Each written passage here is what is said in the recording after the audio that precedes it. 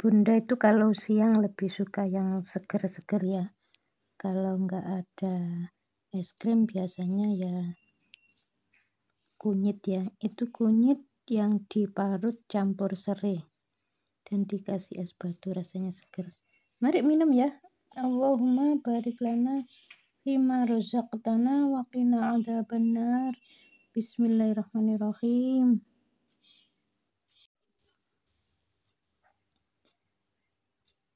Bunda itu kalau malam hari kurang suka ya makan nasi, itu kurang suka. Jadi biasanya ya makan lontong atau buah. Ini pisang hijau dikasih teman ya, 1 cengkeh. Dan minumnya kunyit campur serai. Mari makan ya. Allahumma barik lana. Di rumah itu ada timbangan digital ya. Jadi anak bunda itu satu persatu sama ditimbang ya. Kecuali Pak suami sama anak saya yang nomor 2 belum ya. Ya kalau di keluarga bunda itu memang nggak ada yang terlalu gemuk ya, nggak ada yang terlalu kurus ya, nggak ada. Kelihatannya memang kurus tapi 49. Kalau bunda ini 54 ya. Ada kenaikan sampai 5 kilo. Dulu bunda itu ya di bawah 50 ya, 48, 49. Sekarang itu ya akhir-akhir ini memang sering banyak minum minuman yang manis ya.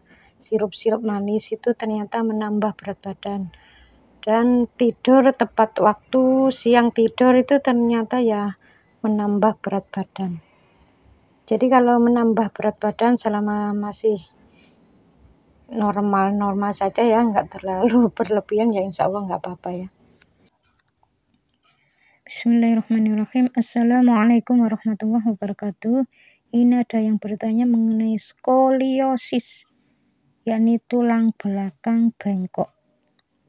Ini nggak bisa disembuhkan ya, biasanya kalau di kedokteran ya diberi alat bantu atau penyangga atau dioperasi ya. Jadi tulang punggung ini berhubungan dengan keluarga. Ini kalau dari sisi akhlak ya. Jadi tulang punggung ini yang menegakkan badan dengan kaki. Jadi itu ya nggak bisa dipisahkan, itu nggak bisa. Ibaratnya itu ya keluarga itu memang tidak cocok, berantem. Jadi kalau misalnya ada anak masih SD, anak masih SD ini kan belum balik ya. Kalau masih SD sudah kena skoliosis, yakni tulang belakang bengkok, itu insya Allah ayah dan ibunya sering bertengkar, sering nggak cocok, pingin pisah, tapi nggak bisa-pisah. Jadi pokoknya setiap kali berantem, pingin pisah. Sering kali berantem, pingin pisah. Ya setelah berantem ya baikan kembali ya. Jadi pingin pisah itu seringkali terlintas di pikirannya ya, tapi ya nggak bisa-bisa ya, selalu gak cocok, selalu berantem ya. Itu kalau terus-menerus dilakukan, apalagi itu terjadi mulai awal menikah ya. Biasanya kalau mulai awal menikah terus pas hamil nanti bisa kena bayinya atau kena balitanya ya. Kalau memang imannya itu bagus ya bayi baru lahir sudah kena ya. Tapi kalau imannya kurang bagus, biasanya ditunggu sama Allah Ta'ala sampai sekian tahun, biasanya kena anak yang kedua, ketiga, atau kena anak yang pertama tapi nunggu sampai balita, atau masih belum kena ya karena imannya kurang bagus, biasanya sampai SD biasanya.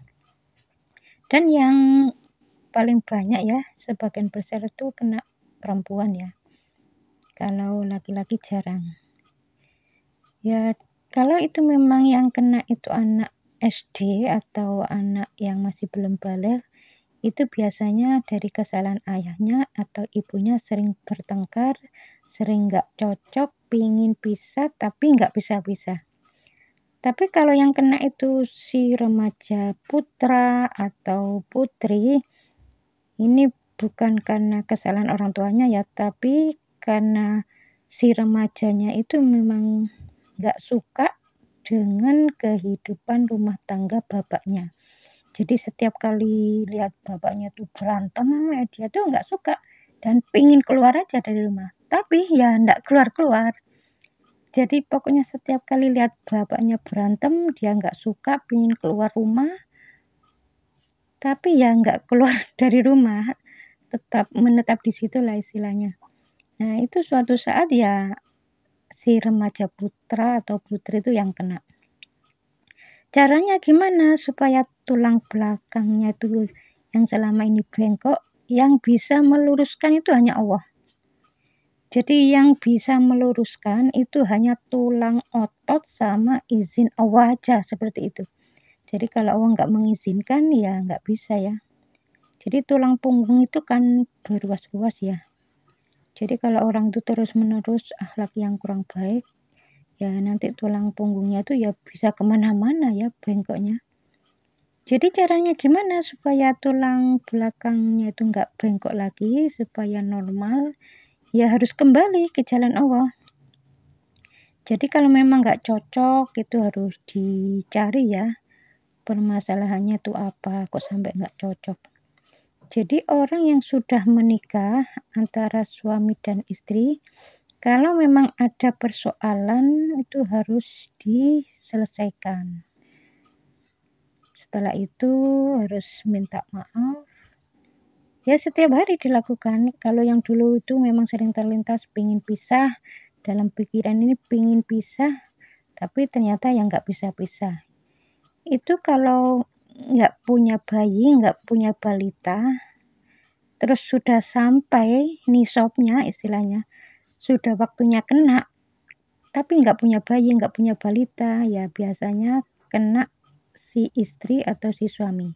Jadi nanti siapa yang paling kuat? Kalau yang pingin pisah itu paling kuat suami, ya suami nanti yang kena. Caranya gimana supaya normal kembali? Ya harus mohon ampun pada Allah di titik kesalahannya, berjanji nggak ngulangi, saling memaafkan ya antara suami istri, terus jangan sampai terlintas lagi pingin pisah. Jadi kalau orang itu sudah berumah tangga ya harus dibina. Jadi yang selama ini penyebab pertengkaran itu apa harus diselesaikan, dimusyawarahkan. Ya mudah-mudahan video ini ada manfaatnya ya. Assalamualaikum warahmatullahi wabarakatuh.